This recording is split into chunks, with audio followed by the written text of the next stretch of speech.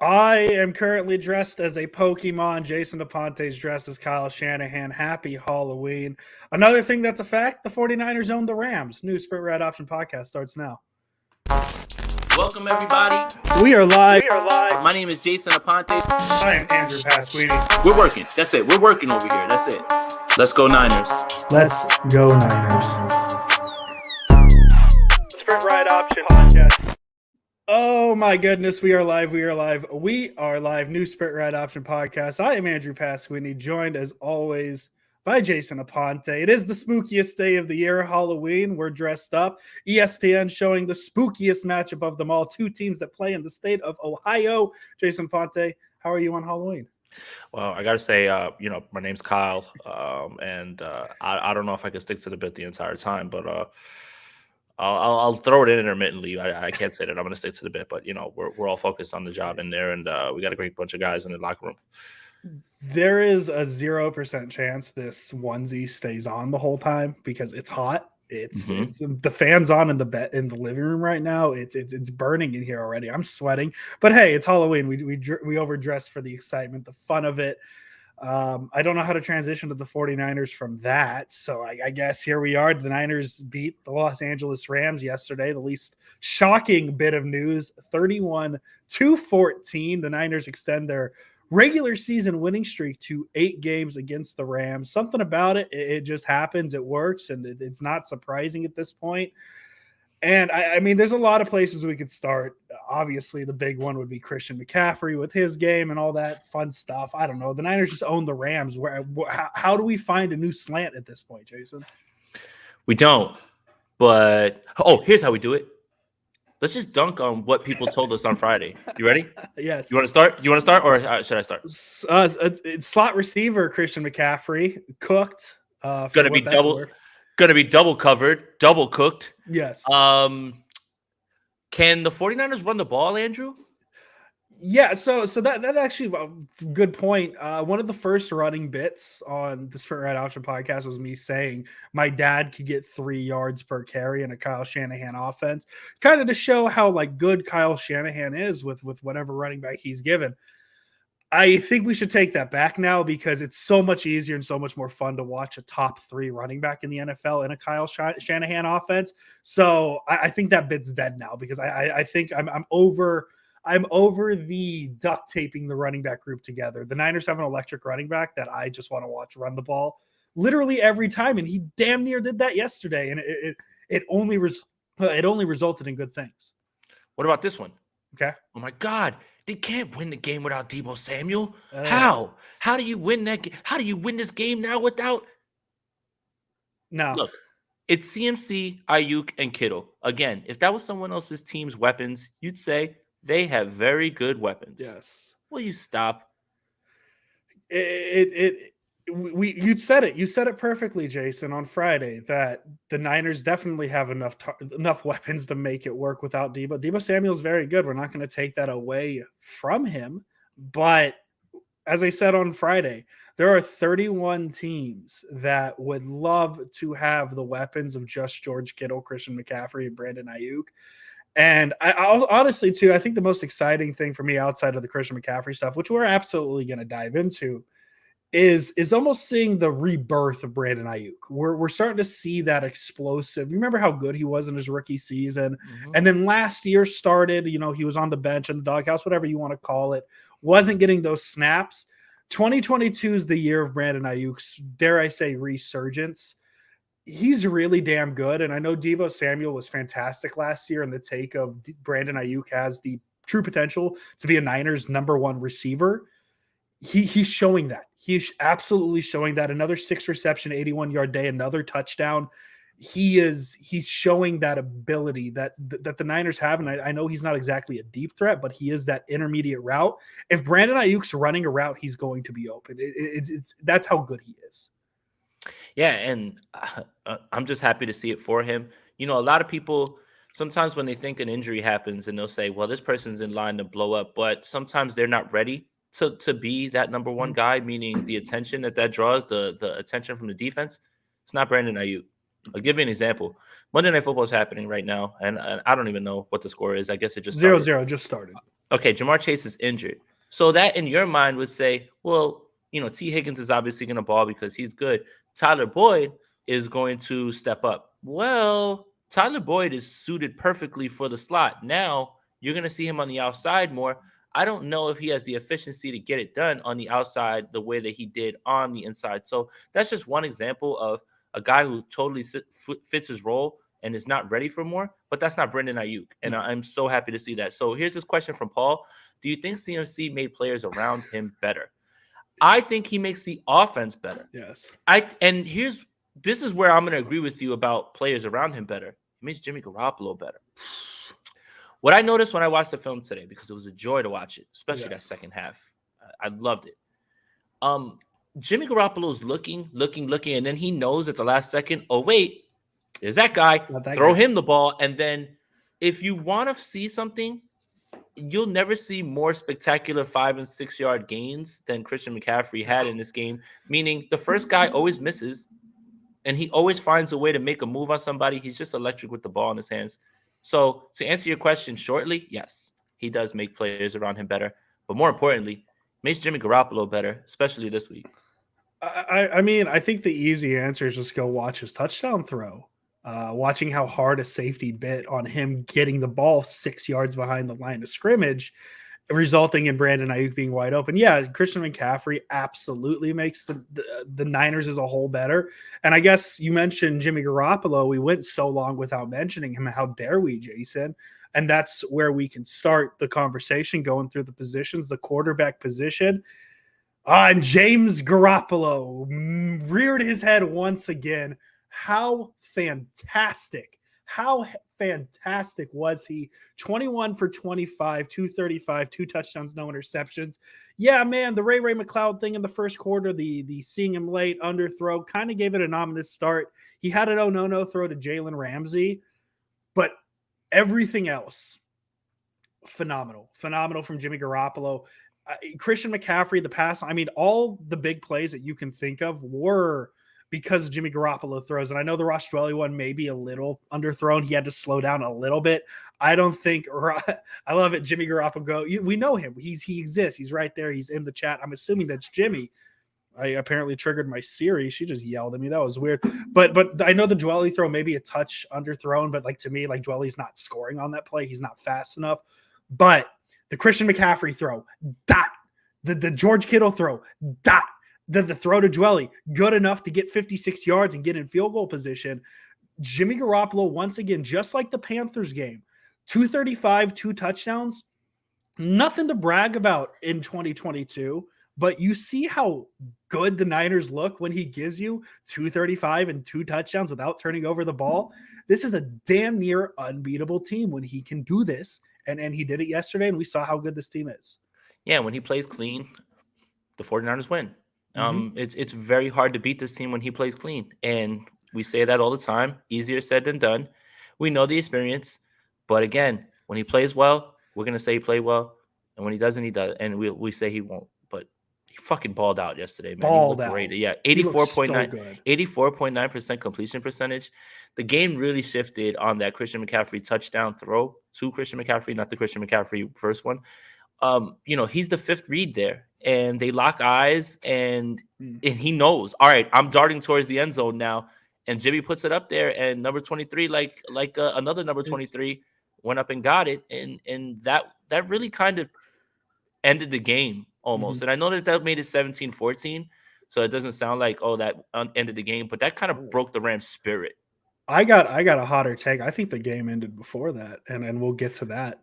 Oh, I have a spot when Sean McVay didn't want to score, just absolutely conceded the half. I don't understand it. I have no idea what he was doing. Yeah, and we'll get to that on the defensive side of the ball. Yeah. But I think that's when the game was decided. It was so weird because they were absolutely moving the ball on the Niners. The Niners defense in the first half, and obviously this is a conversation for a little bit, looked like the last 2 weeks, 5 of 6 on third downs. The Rams are just kind of moving the ball when they wanted to without a run game too, which, I mean, they had 7 carries for 7 yards in the first quarter, and defense talk, we're talking about Jimmy Garoppolo. But yeah, anyways, broke off into a tangent there. But yeah, I think the game ended before that. But that throw too, It's unbelievable because he literally put it in only a spot Christian McCaffrey could get it. And if McCaffrey doesn't get it, it falls harmlessly in the back of the end zone, and it's no biggie.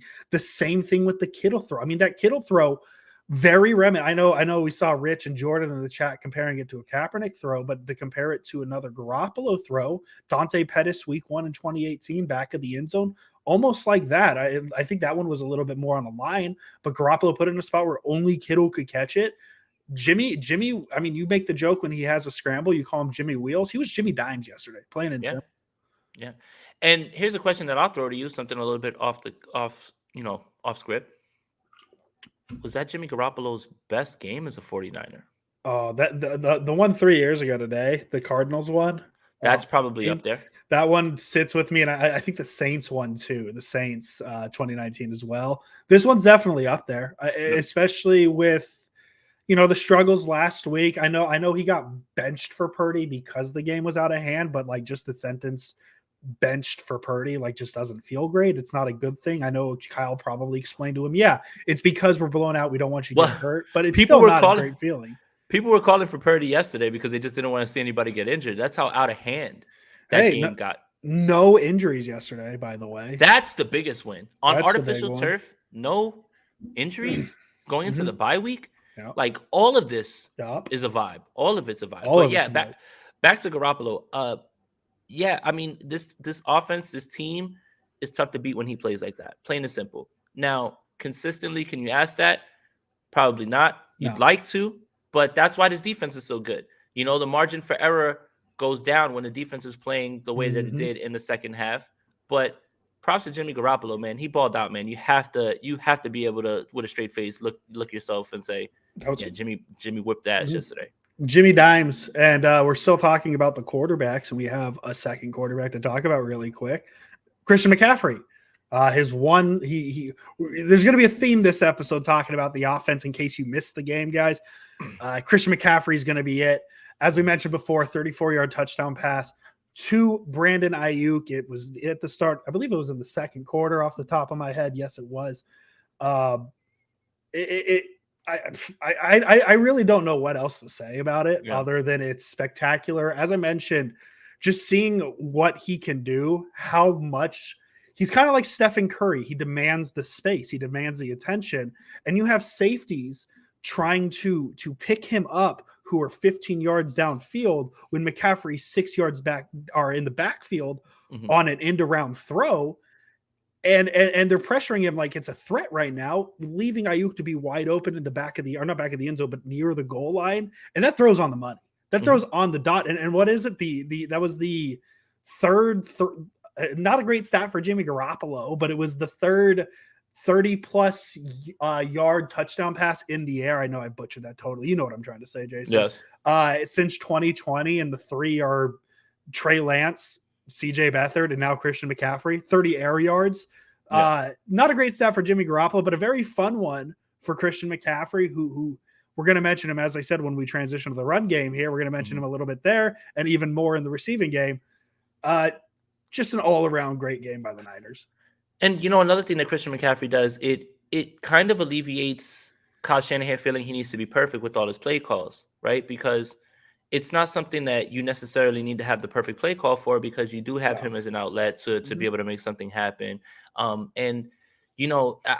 do want to circle back to something that you said earlier, because I do think it's important about, well, why would you trade for a running back if you get so much out of so little? Yeah, but now you see the difference. Yeah. Now you see the difference. Like, no disrespect to Elijah Mitchell, Jeff Wilson, whoever. They're just not Christian McCaffrey. Yeah. So and then the draft picks thing. I want to circle back to that real quick. How you guys feeling? Because I feel fine. Third round picks sometimes are Fred Warner. Third round picks sometimes are Trey Sermon, Ty Davis Price, Joe Williams. I don't care. Care. No. I don't care. No. And I know he wasn't brought here to just win one game. No, yeah, but we care. see it. We see it. Like we mentioned it last week, only 22 snaps, 10 touches, very small sample size, but we saw it for the first time in a Niner uniform. And once again, he wore a different jersey this week, so like a new view of what Christian McCaffrey looks like in a Niners jersey. The analytics are off the chart with what Christian McCaffrey looks like in a Niners jersey. He just belongs in it. So I think that's why he's just performing out of his mind. There's got to be a PFF stat for drip. Yeah, exactly. I think if we're going to do objective PFF grades, I think there's got to be a drip grade and things like that got to be thrown into that PFF grade. But even too, I mean, Jason, you mentioned him just for a check down type player, like just watching the checkdowns and how consistently they were working yesterday, those alone were worth the picks because you see it because yes, it is a Jimmy Garoppolo offense, right? There's going to be a lot of checkdowns. And as you said, nothing against Mitchell, nothing against, Wilson or Mostert or any of the guys in the past. None of them are Christian McCaffrey. And that's the difference. And as fun as it was, once again, to brag about what Shanahan can do in a run game with these no-name running backs, it's kind of fun to see what it is with a running back who has a very well-established name in the NFL. And you just saw that yesterday. And I guess this is the transition to Christian McCaffrey, the running back in the running game yesterday. I mean, I thought the Niners' most impressive play of the game came on a Christian McCaffrey run. 18 carries, 94 yards, and a touchdown for Christian McCaffrey on the ground. I thought the most impressive play for the 49ers yesterday, I shit you not, was Christian McCaffrey's 1-yard touchdown run. Everybody in that building knew what it was. Christian McCaffrey was in the backfield. Everybody knew what it was. The Niners were running the ball up the middle. And the kicker on it is not only does he get in, he comfortably gets in, but to add on to it, the camera cut right after where they show the crowd, the little ribbon scoreboard saying this is Rams house with 97.3% red jerseys, red shirts. I thought it was just the single most impressive play of the Niners season, just everything considered. Christian McCaffrey had a big, 30-yard run the play before that, just got short of the end zone. Everybody in that building knew. I knew on my couch in Sacramento, California. You knew on what are you watching? Your couch, your bed, whatever it is. You knew it in Jersey. Christian McCaffrey's getting the ball here. The Rams didn't stop it. Nobody was going to stop it. And I just think that's the epitome of Kyle Shanahan's offense. You know what we're doing. You're not going to stop it. To be fair, the Rams quit. Oh, yeah. And typical Rams, when punched in the mouth, they take the ball and they go home. And they fold up. And Sean McVay coaches weird when he plays when he's against the 49ers. Aaron Donald goes away. Yeah. It's the strangest thing, man. It really is. It's becoming to a point where it's such a trend now that we have nothing else to say past analysis more than just they really do own this team, like for, in the regular season, so it's just, it is what it is. It was a perfect get right game, but yeah, it was important to see two trends kind of fly away. The Kyle Shanahan can't win when he's losing at half. And please don't tell me, oh, well, that record is now whatever it is. Okay. But if he didn't, do it, you would have just said, oh, see, he can't win at the half or whatever, like you can't have it both ways. And the 49ers put up points in the second half, 21 points in the second half. I mean, those are things to build on. That's what you want to go into the bye feeling, on top of the fact that reinforcements are on the way. It's just an incredible win, more so than it is, we beat the Rams in their house, whatever. 3-0 still in the division. Oh, and wait a minute, Andrew, one more victory lap. The Rams are not going to make the playoffs. Oh, yeah, that I wanted to piggyback off of your Seahawks are very good. Oh, so wait, the Seahawks are good. Yeah. Oh, wait, am I tripping? But did I say on Friday that you need to be worried about the Seahawks? Because here they are, 5-3. And it sounds like the biggest game left on the 49ers schedule will be Thursday Night Football in Seattle. I know, right? Which just how funny things work out. PTSD. But I'm tripping, right? Oh, well, yeah, Seattle's not that good. The Rams suck. So do the Cardinals. It's a two-team division right now at this point. I was listening to Pardon My Take this morning, as I normally do, and Big Cat mentioned that this Rams-Buccaneers game is a loser leaves town game where the loser's not making the playoffs, and I think that's absolutely correct. I think both of those teams are severe trouble. The Rams more so. Like I just think that, like you mentioned, the Rams quitting. It was so disheartening because they did everything they wanted in the first half. Like it really felt like in the first half that this game's going to be different, because usually the Niners, they get out going in front of the Rams outside of week 18 last year and a little bit of the NFC Championship game. Usually the Niners get hot, start early, get it rolling. The Niners didn't have that. They didn't have that, the scripted play success they usually have. They didn't score a point in the first quarter. And large part of that is because the Rams had the ball for 200 minutes in that first 17 quarter. play drive. And Kyle they put it, Shanahan green with envy at that drive. oh man, and that drive was so frustrating. But Yeah. it's just something about it, man. And I see people saying, like, yeah, man, like the one playoff win. I absolutely understand it. I would rather have the one playoff win, but just in the context of it all, it's a very impressive streak, and I think you can't take that away. Obviously, though, the one playoff win does sting, but ownage is ownage, and 8 in a row is very hard to do, especially against a divisional team. It's just consistent. Well, and let's just keep it in perspective. Sure, it's fun to make fun of the Rams. It's fun to make fun of the fact that they don't have fans, stuff like that. It's fun to make fun of the fact that the Rams fans who popped all that shit all week are not here.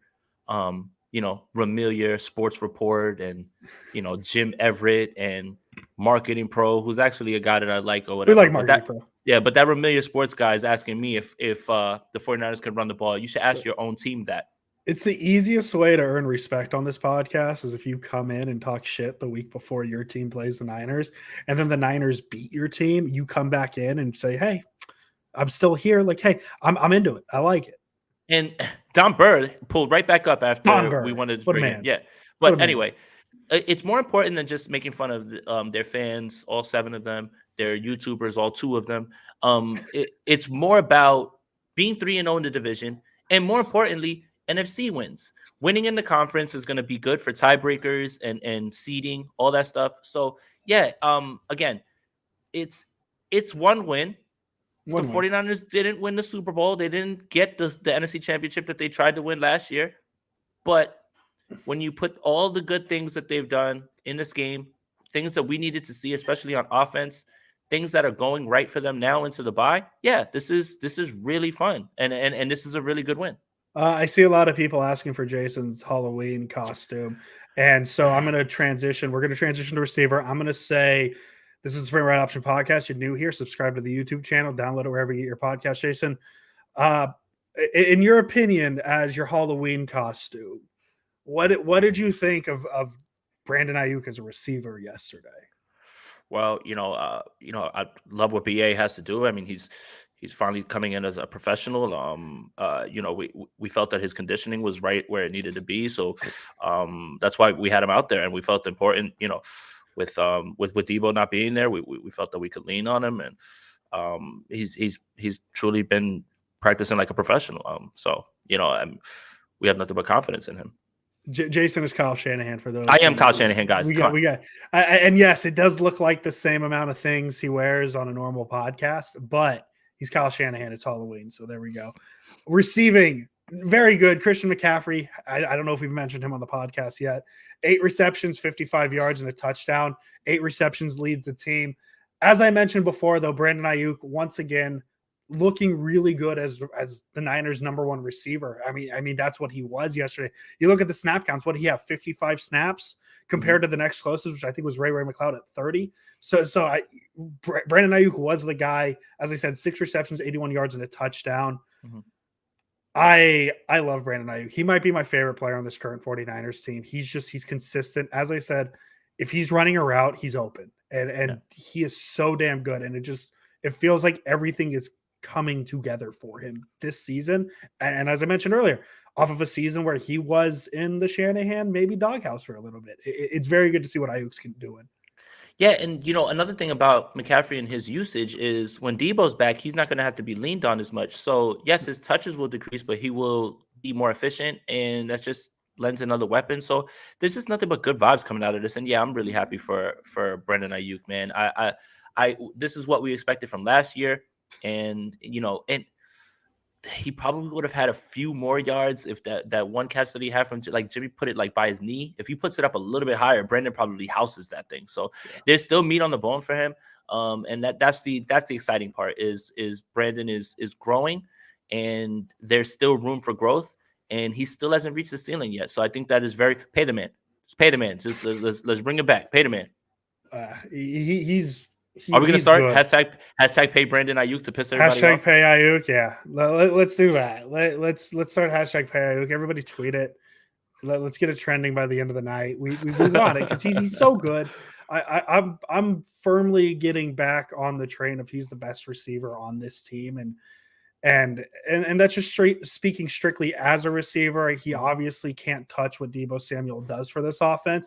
But if we're just talking wide receiver to wide receiver, remove all the side bells and whistle stuff, Ayuk's the best receiver on this team, and I don't think it's remotely close. So, and that's just my view, and I'm sure other people see it differently. But he is something, and he's the best receiver the Niners have had since what, Anquan Bolden. Will, thank you for the donation. Perfect Shanahan impression, the short aggressive intakes of air while he's just rambling on. I love it. Yeah, Jason's got down. Jason's very good with the Shanahan impression. Thank you, Will. Appreciate that, man. And Kettle Corn, we have beat a good team. We beat the Seattle Seahawks. Yeah, the Seattle Seahawks. They beat the Seahawks. They're very good. And hey, they beat the almost first place Carolina Panthers. The Panthers just lost because DJ Moore took his helmet off out of the field of play, and they called it a penalty. Also, can I? Because I love Brandon. I love DJ Moore. That shouldn't have been a penalty. He's technically off the field when the helmet comes off. So yeah, exactly. So that's kind of my point. So yeah, maybe they're the first place Panthers, and the Niners one looks more impressive. Offensive line, and I don't have too much complaints other than the streak is over. Aaron Banks 3 pressures allowed per PFF, and then the other streak is over. I mentioned Mike McGlinchey's no pressure streak, 2 pressures allowed, and I hate to admit it, Jason, I think I'm slowly getting off the Mike McGlinchey train. I don't know if I'm quite there yet. I am. Let's just say I'm getting my bags ready. I'm getting my bags ready from the overcarry, and I'm thinking about getting off. The first sack, yes, 100%. That's on Mike. The second sack, I want to give him a little bit of the blame, but I want to explain to you what he was doing. Because people are like, "Oh, what the hell is he doing?" Okay, so Raheem Morris has shown that formation before with Leonard Floyd, but Leonard Floyd has dropped back, right? And we laud Kyle Shanahan for putting things on film and then running something else out of it to fool the defense. Like when you do all your film work, he kind of sets booby traps. Like, I want you to see me run this out of it. So when I see you, I am going to show you this so you think something's coming to hit you out of it. But so what happens here is McGlinchey believed that he was going to drop, and then he didn't. Now the problem is, and this is where I'm going to put blame to McGlinchey on the second one, is like Rich said, you have to find work. Right? And this is based off a very real conversation we had in the group chat. I threw it out there that, hey, like that looked really bad for McGlinchey. And this was a conversation we had in the group chat. So it's you guys are seeing what is talked about in this group chat. Yeah, Rich was right. You have to find work. If you don't have anyone to block, find someone to block. Turn your head, move. So that's the problem. Look, if you want to get upset, I understand. I'm not here to defend, He talked about at length, talking about, I need to play better, I can do better, everything. I understand fans' frustration at the end of the day. I am going to say that. I'm not ready to, poo-poo the guy, anything like that. I'm far removed from talking crazy about him, because I still believe he's probably the best one there. I mean, I know a lot of people are yelling for Brunskill, but I think that they're starting to try to make the transition between Brunskill and Burford so they can get Brunskill in a center if things go horribly wrong for Jake Brendel, which he's been fine. I don't think he's been terrible or anything like that. But yeah, I understand fans' frustrations when it comes to Mike McGlinchey, man. And I don't blame you. But I just wanted to give a little bit of context on that second sack as to what happened. You have to give some credit to Raheem Morris, but it is up to Mike McGlinchey. If you're not blocking anybody, find someone to block. You can't just stand there. He kind of just gave a little love tap to the guy who I don't remember the exact player who's pressuring at right guard. Kind of gave a little love tap to him, and that was it. It was very interesting. I don't want to fret on the offensive line too much. I thought they were solid as a whole. Garoppolo was sacked 3 times. He had plenty of time the whole game. The second half, they were wall. Yeah. It was a wall. It was a wall in the second half. Like he literally was able, even on that third down that we talked about with Christian McCaffrey, he was able to go through 1, 2, 3, 4. Oh yeah, Christian's there, 5. Like how many guys in the league would have been able to have that amount of time? So in the second half, they definitely stepped up. Yeah, so Good performance from the offensive line. As I said, don't need to dwell too hard on McGlinchey. It was a good overall team performance. Just a little concerning. It seems to be happening. So let's move to the defense. And I think there was three decisions by the Rams that I think really turned this game around. The Rams were up 14-10 with a minute left in the first half. One timeout. The Niners get kick a touchback. So the Rams starting at their own 25. And I even tweeted. I tweeted something like, "This feels like a good time for Hufanga pick." Because the Rams, I thought the Rams are going to get a little aggressive, try and push it upfield. And that's where Talanoa Hufanga excels. Like he looks for those passes. Mm-hmm. And then the Rams, after taking advantage of the Niners, having back-to-back drives take 15 minutes off the clock, the Rams said, nah, we good. Like, we're just going to take it into the half. And the weirder thing on top of that is they didn't get the ball to start the second half. Mm-hmm. They were physically, they were punting, they were giving the ball back to the Niners, and it ultimately didn't hurt them because the Niners had one of the worst opening drives of a half I've ever seen. It started with the McCaffrey 25-yard screen. McCaffrey then comes off the field, or it gets 2-yard run, comes off the field. They tried to sub him back in. Niners burn their timeout. Garoppolo then throws the no throw to Jalen Ramsey, who tips it 45 times and drops it. It wasn't a good drive, so it didn't really hurt. It was just really interesting to see them take that option. Mm-hmm. The other big play, I believe the next one in the sequence of events, was the Tyler Higbee drop. He would have been running. He might have still been running now. He's still running right now. He's still running right now. He's wide open. He drops it. And then the other big play, because the Rams started the first half 5 of 6 on third downs, as I mentioned. They were moving the ball really easily. And the Niners are up 14-10 or 17-14. And, or excuse me, when was this? I think I got the sequence incorrect. But the Allen Robinson 13-yard gain or the first down, where he taunted, and they end up losing yardage. They start further back than where they start. I'm trying to find the exact drive that happened on. That was a huge play because it felt like the Rams finally got a first down. They struggled the whole second half getting those first downs. And it was 11-23 in the fourth, down 24-14. So they're down 10. They get a first down after struggling the entire third quarter. Allen Robinson takes the penalty. Shout out Jimmy Ward, by the way, instantly calling out like, hey, he's taunting. He pointed, which is a no-no in the NFL. A.J. Brown had the same type of penalty earlier, which was very swaggy of him pointing out you couldn't cover him. He pointed you couldn't cover me. You couldn't cover me. And yeah, that was really good.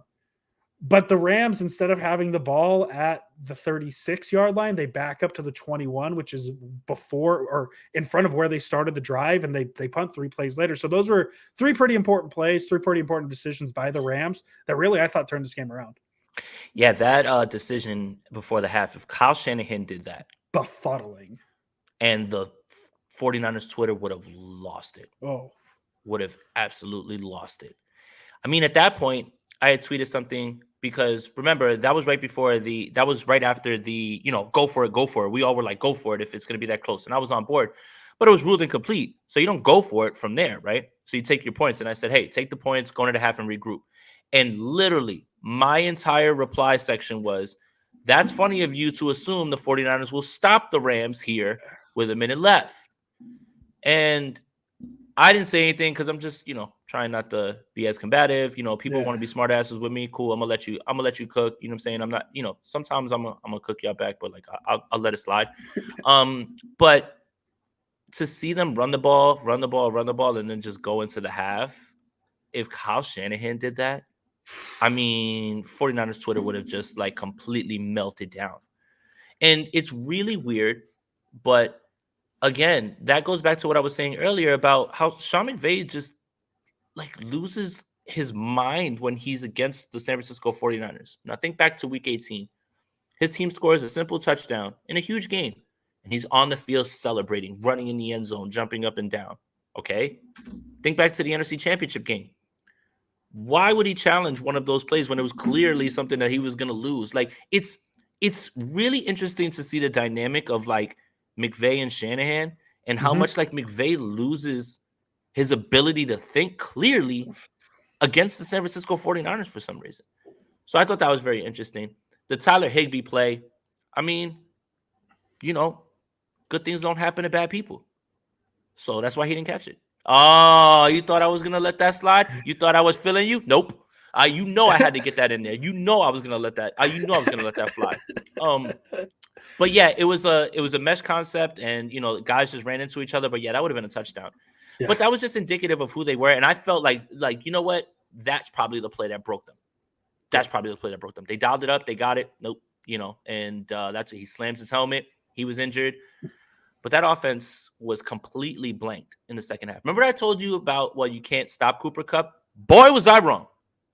Well, you haven't even mentioned a decision that McVay made in this game. We haven't talked about it because it was non-consequential to the game as a whole. But the Rams get the ball back with 2:24 remaining in the game. They run it with Malcolm Brown. They take it to the 2-minute warning. They then run another Malcolm Brown run. They take it as far down as they can take it. So they're obviously conceding. And then on 3rd and 4, they run a little swing screen thing to Cooper Kupp, who gets his ankle rolled up on. And fortunately for the Rams, he's okay. It sounds like he's going to play on Sunday. But what's the point of the pass when you were conceding the game not 30 seconds ago? Things like that. There's really strange decisions from McVay. And I didn't mean to cut you off. No. But like I said, if that was Kyle, my God, you guys, I think this is a really fun stat while we're all here having fun. Sean McVay has 50 wins when leading at halftime.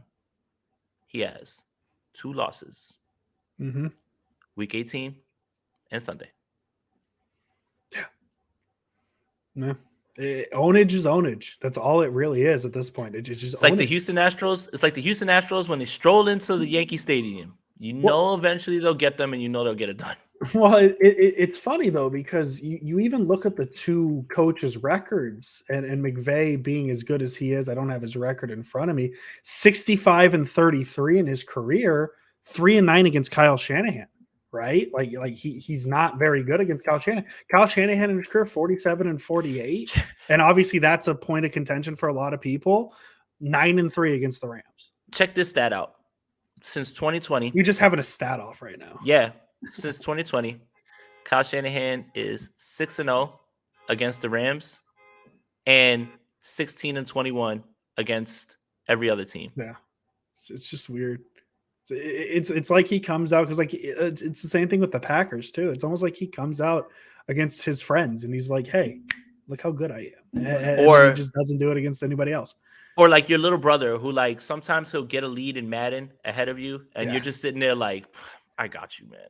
Don't worry about it. I'll get you, man. So.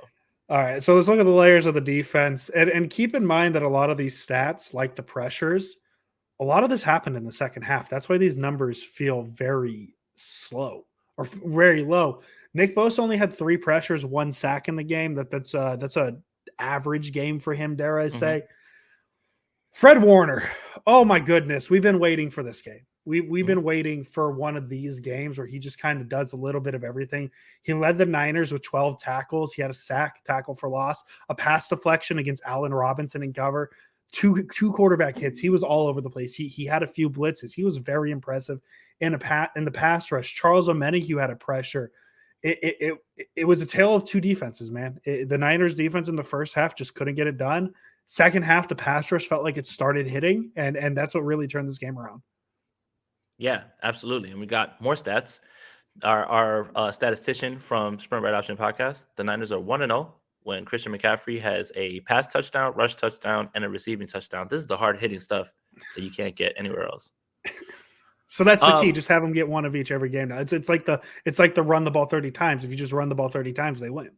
I mean, sometimes it gets, sometimes we overthink this game. Sometimes it should just be as simple as all that. But so run the ball 30 times if you're Kyle Shanahan and make sure Christian McCaffrey gets one of every touchdown. Yeah, and Fred Warner, again, there's sometimes where he goes through stretches where, you're just like, where's Fred? Like, what's going on? But then it all locks in. And, I never really worried about him as well, too. So this game didn't start particularly good on defense. You have the 17-play drive to start. And what particularly made that drive frustrating was it was the same song and dance from the last 2 weeks. Penalties, not executing, extending drives, right? And you're just like, oh my God, this is happening again. And I got a bone to pick with you guys who were talking crazy about D'Amico Ryans also. Yeah. I saw too much. D'Amico's exposed. Oh, he's a fraud. Oh, he's not going to be a head coach now. Oh, they figured him out. Just let the guy work. Nope. Just chill out. Let the guy work.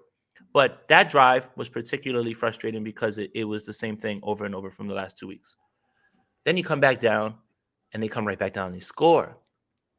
And, again, I see people, well, what are they doing putting Oren Burks on Cooper Kupp? They didn't put Oren Burks on Cooper Kupp. No. Right. It was a zone. You can only carry Cooper Kupp for so long. There are cornerbacks that cannot cover Cooper Kupp. And they just made a nice play. But people made it seem like Oren Burks was lined up across from Cooper Kupp, like D'Amico was like, "Go get him, Oren. Go lock You him got up," this. Which, by the way, if we're talking Fred Warner, Oren Burks was very good yesterday. Yep. He He's was solid. all over the place in the first half as well. He was very good. Luis, thank you for the donation. Waiting to give that 23 jersey for the game in Mexico City. Frederico Warner will bring his A game for this one. I like Frederico Warner. That feels good. That should go under the James Garoppolo. When he has a good game, he's Frederico. Luis, and I was going to save this for the Mexico game, but this is my Lucha Niners mask that I got in Cancun when I was out there. So if you've ever been to Mexico, I believe that, we took a boat, we went somewhere, something like that. And you go to like this place where it's like a strip of, people who made things. So they have the ponchos that have the 49ers logo, and they had the gold Niners Lucha mask, and I had to get it. I was going to save it for the Mexico game, but since you brought that up, I just wanted to show that. I thought that was pretty cool. But yeah, so back to the defense, right? Yes. It's just the beginning of the game starts that way, okay, right? And another thing that kind of bothered people was, well, you're getting beat by screens again. This is exactly what Andy Reid did to you, right? But I think it's a combination of two things, and we had talked about this we talked about this all week. We talked about this in our game preview. The 49ers shouldn't have anything really to fear from the Rams stylistically because they don't have threats. And people are just like, oh, you're being a homer. They don't have a running game. Ronnie Rivers started the game for the first time, his first game ever. You mentioned Malcolm Brown. He's literally an artifact, and he's just like floating around. Darrell Henderson didn't even play. Van Jefferson was supposed to be something. I'm talking to you, Ramillier Sports Report. I wish you were here, but you're probably somewhere crying or watching highlights of the Super Bowl from last year. He's a ghost. He did nothing. Allen Robinson started to turn it on. It made me a little bit nervous because I was like, oh shit, that's not a good thing because I think the world of Allen Robinson. But this Rams team isn't good, and their offense isn't good. There's a reason they're the last ranked offense in the league. They are. It's a true fact. So when the defense wasn't exactly picking it up in the beginning, sure, you can be concerned, but you had to figure that they were going to finally figure it out, right? And again, I talked about it. Cooper was going to get his, and he sure as shit got his in the first half, man. 7 catches, touchdown. Looked like one of those big games that I was telling you, you cannot allow him to have. But 1 catch in garbage time after that in the second half, I mean, D'Amico dialed it up. He was constantly getting pressure. I saw one play, and I watched because I just finished watching the film before we did this. I saw one play where Stafford throws the ball to Cooper Kupp, and there's 4 white jerseys around him. It's just it was a complete reversal. So for everybody, I just want you to say, if you said mean things about D'Amico Ryans yesterday, I want you to say, I'm sorry to him, and understand that when you tweet emotionally during the game, because I saw so many tweets, 49ers are a bad team, man. D'Amico's exposed, man. This offense is never going to do anything, man. Wrong. That's why you keep those opinions in the draft. If you tweet things about the results of plays, not matter-of-fact absolutes. And Jason's bringing up what I said on yesterday's postgame. Those were my exact words. This is a family program, and I will not reiterate them again. So if you know, you know. Yeah. And Jason and I, we are reactionary to one game, but there are trends. And I don't think we were ever concerned about the defense. Yes, the thing that gets forgotten, the Chiefs had put 44 up on this defense. Chiefs are very good. The Falcons 28. They played their game perfectly. They did everything they could, and they made it work. I don't think there should have ever been doubt in D'Amico Ryans. I don't think there should be doubt in Kyle Shanahan. And obviously, this is all against the Rams team that we're so used to seeing them own, and this is kind of what the trend is. Mhm. I have a hard time believing that Shanahan and D'Amico Ryans just got bad over a span of 2 weeks. Like I don't think it's as simple as that. Like bad games happen. It's a 17 game season for that reason. I mean, I hate to bring up the example, but the Colts beat the Chiefs for God's sake. And you look at what the Colts are now. Sam Ehlinger is their quarterback. Shout out Hugh, we love him. But things happen, and yes, it seems to happen to the Niners more often than not. But at the end of the day, like they're still in the playoffs, and I see a lot of people upset about the 4-4 start, which like fine, yeah, they could be better, but they're in a great position. They really are. They're the 7th seed. They're a game out of the NFC West title right now. They own the tiebreaker over both the Rams. Not going to have to worry about that. They're not going to be anywhere near the Niners by the end of the season. And they own the tiebreaker over the Seahawks, who we'll see what they are. They're very good right now, but who knows? Maybe their star starts waning a little bit near the end of the season.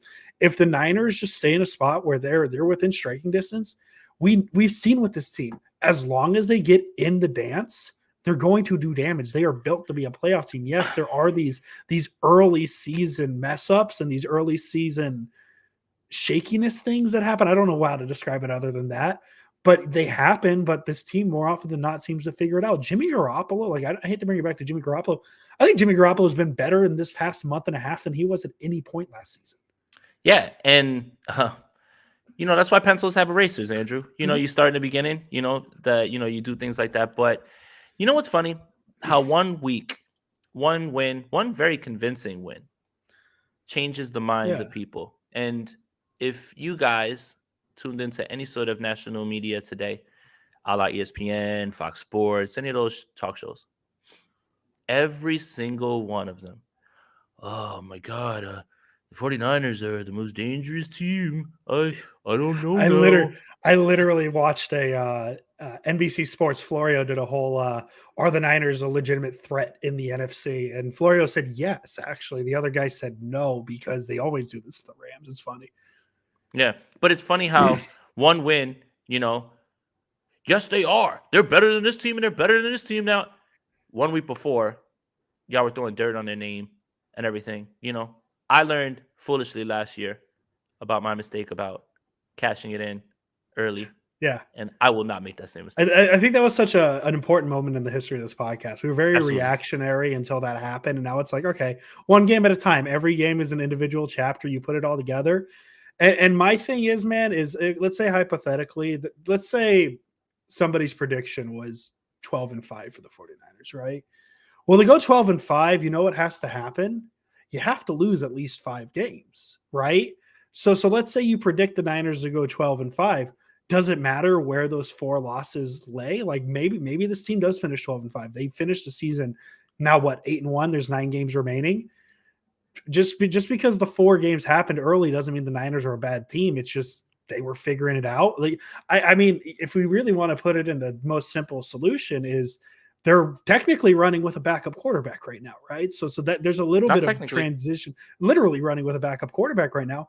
And there is that transition point where, yes, obviously Jimmy Garoppolo's been here. We know what he is, but this team was planned to not be that team. And now they have to make that transition back in the regular season.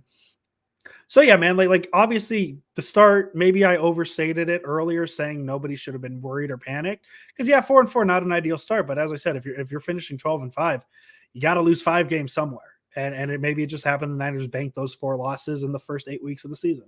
Well, I think if you properly contextualize 4-4, 4-4 isn't equal to 4-4 for somebody else. Like, for instance, let's say you started 4-0 and you've lost 4 in a row, and now you're 4-4. Mm-hmm. That probably feels a hell of a lot worse than where this team was and the whole chaos around this team, especially considering what's about to happen with all the reinforcements. So 4-4 is not created equal, and then especially when you look around the NFC, there's nobody really running away with it. The Packers stink.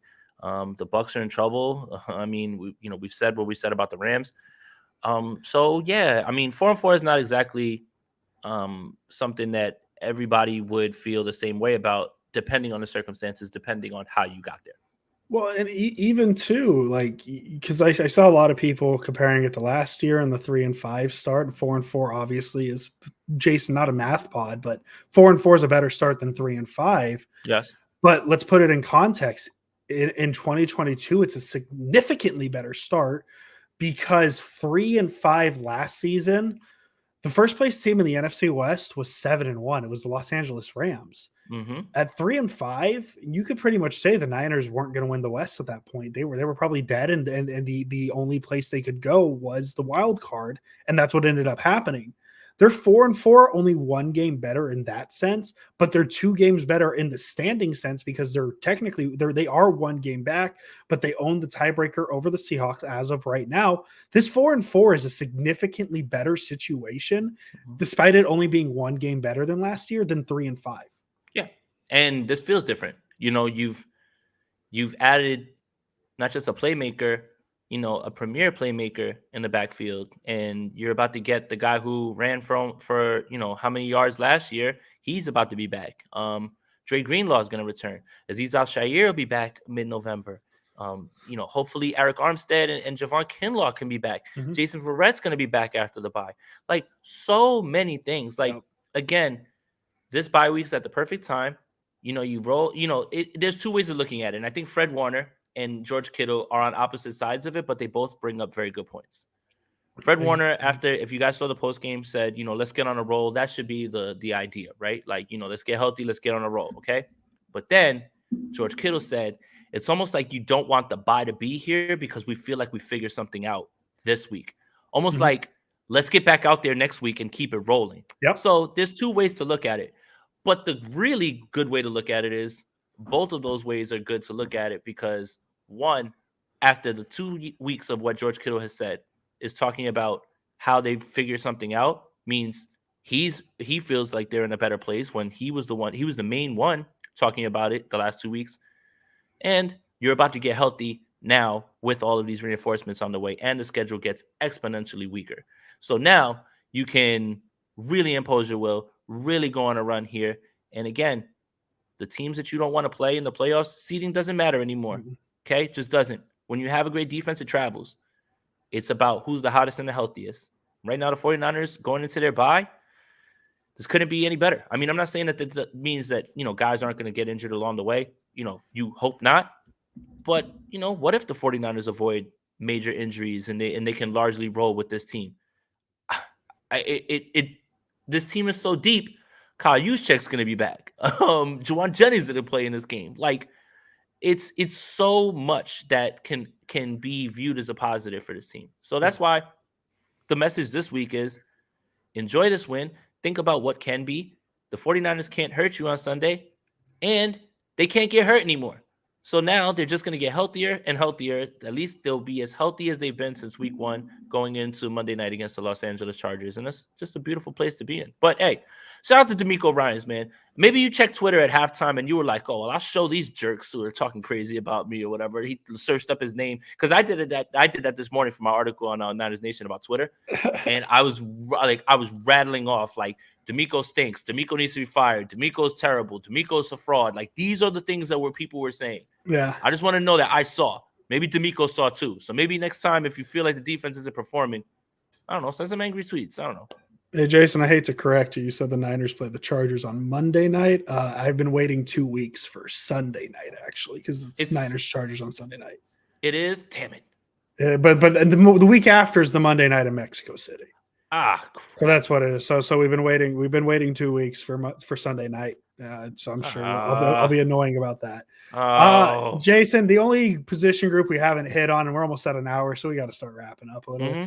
Haven't touched on the secondary. Anything you want to say there? I mean, I didn't have terrible thoughts about them. Yeah, early on it didn't really look good. Cooper Kupp was doing whatever he wants. I still think Jimmy Ward is playing out of position, but he's doing what's best for the team. I just wonder when they're, like, Gibson's been good, but it's time. Like what did Womack do that is like put him to a point where it's like, I don't know, like, why they aren't using him. But Verrett comes back, starts opposite Ward, then Lenore can go right back to that spot, and then they can go right back to Ward. So again, maybe another positive. So yeah, I think the secondary. Yeah. They won, so I don't need to mention it. But if they lost, we could have talked about Ambry Thomas snaps and how well those goes. But they won. We're sticking positively, right? Yeah, I don't have much to say about the secondary. What? Third round pick. Yeah, third round pick. But yeah, so there we go. Jason, we're near the end of the podcast. 3 stars as per usual. Just a good time to remind people. I see a Bills fan in here. Hello. If you're new to the Sprint Red Option podcast, you enjoyed us, you can subscribe to this YouTube channel. We love it. No, we want the Bills. Yeah, exactly. We want Bills fans here because this has been a podcast that has heavily supported a Chris Berman Bowl Super Bowl between the That's Niners all we and that's all we Bills. predict. All we we want. predict that's all we predict it every single year. Like who's gonna be the Super Bowl? Bills, Niners? We want the Chris Berman Bowl in the Super Bowl. So shout out the Bills fan here. If you're new, subscribe, YouTube channel, Jason Aponte, 7.7 thousand people, maybe 7.8. So that's Bills, Lions, Bears, Rams. I need to get the list. Jets, Seahawks. No, I don't think we've ever had a Seahawks. Well, I mean, do Cowboys, Packers? Do we count Seattle Jordan and Atlanta Jordan? Yeah, them too. But Cowboys, Packers from last year. Remember, they were deep. They were talking shit. And well, that was playoffs, so a little spicier. Yeah. Man, we're getting there, man. And look, there we go. Every year I'm looking for 49ers Bills Super Bowl. No one circles the wagons like the Buffalo Bills, as they would say. Jason, 3 stars. My third star, I'm going to go quarterback Christian McCaffrey, 34 yards, 1 touchdown. I think I know where you're going with this. The play that really changed the game. I was on my couch and I saw the pass go backwards. And I'm like, oh, this is a throw. Pass. Yeah. And it was one of those where like I ran into the kitchen. My girlfriend was prepping for whatever she was doing last night. And I'm like, Christian McCaffrey just threw for a touchdown. I knew she wouldn't care. She didn't care, but like I was that excited that I just bypassed that. So third star quarterback Christian McCaffrey. Yeah, Jason and Andrew being ignored by significant others when we tell them we're excited about the 49ers. Yeah. They could just talk to each other about it, but no, we choose to annoy the significant other with it. Yeah, number 3 for me, Charles Omenihu. Time to talk about extension. Time to talk about pay that man. I mean, he's been such a find. He's constantly in the backfield. I mean, the one play that Jordan posted, the Rams player had to trip him to stop him from destroying Matthew Stafford. And Omenihu himself retweeted it. Charles Omenihu balling, man. Pay that man. We love Charles Omenihu. Pay the man. My second star, wide receiver, Christian McCaffrey. Slot wide receiver? Slot wide receiver in some senses. His best catch was actually out of the backfield. Great throw by Jimmy. Great catch by McCaffrey. Like the dude looks like he's a receiver, but he's not. He's a 5'11" running back. 55 yards, 8 receptions, 1 touchdown. Christian McCaffrey, my guy. Wide receiver Christian McCaffrey, my guy for number 2 star. All right, my number 2 star, Brandon Aiyuk. Shout out to you, buddy, man. You know, a lot of people can't handle being number 1. A lot of people can't handle the attention that comes with it. A lot of people just think, oh, well, it's time for him to step up. Some guys are suited as a number 2.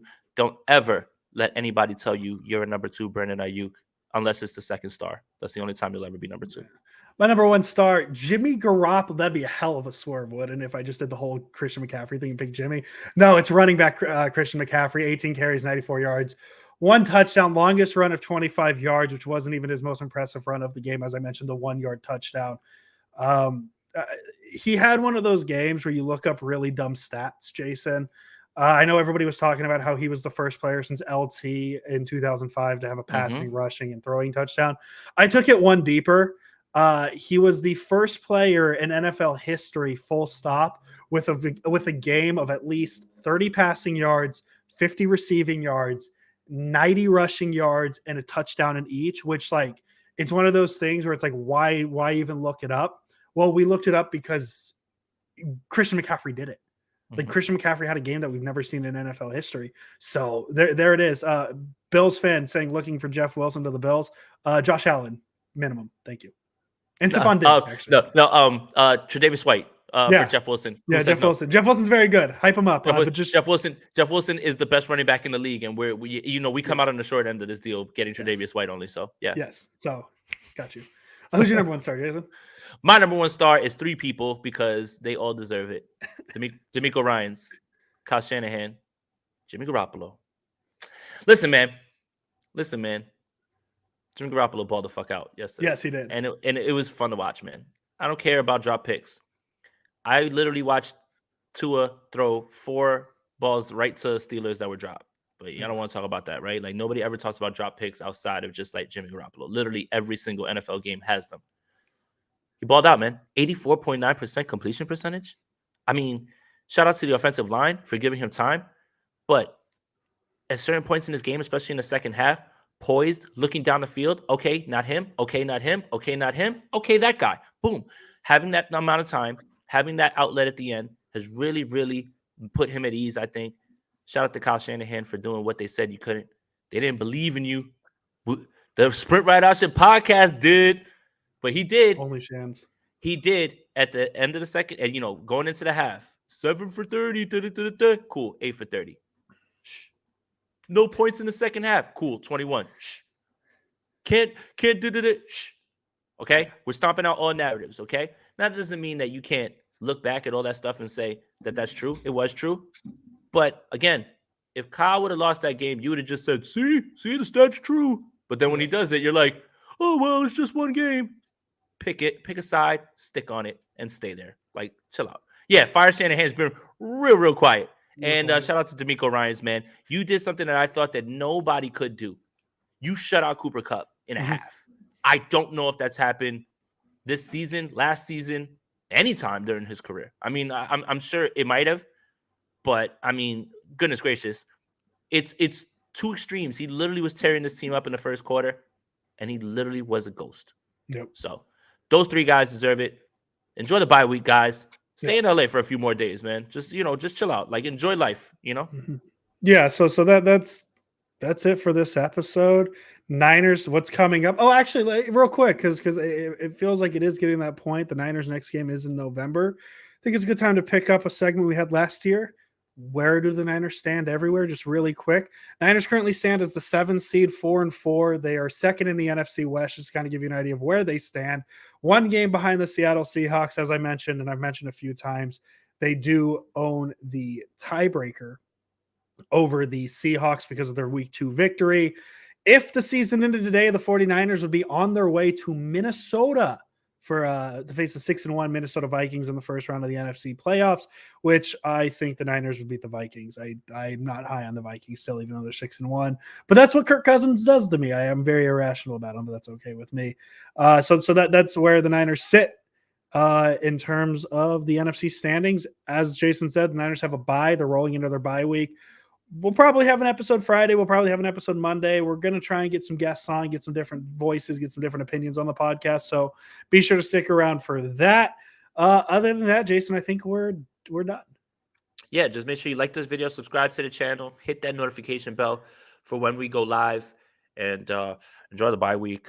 Get out there and spend some time with your family, and enjoy fantasy football this week. And you got to go out there, and we'll get back to it against the Chargers. But thank you guys for tuning into this episode. And Jason and Andrew, they do fine work. Fine, only fine. That's the highest compliment you get from Kyle Shanahan. It's fine.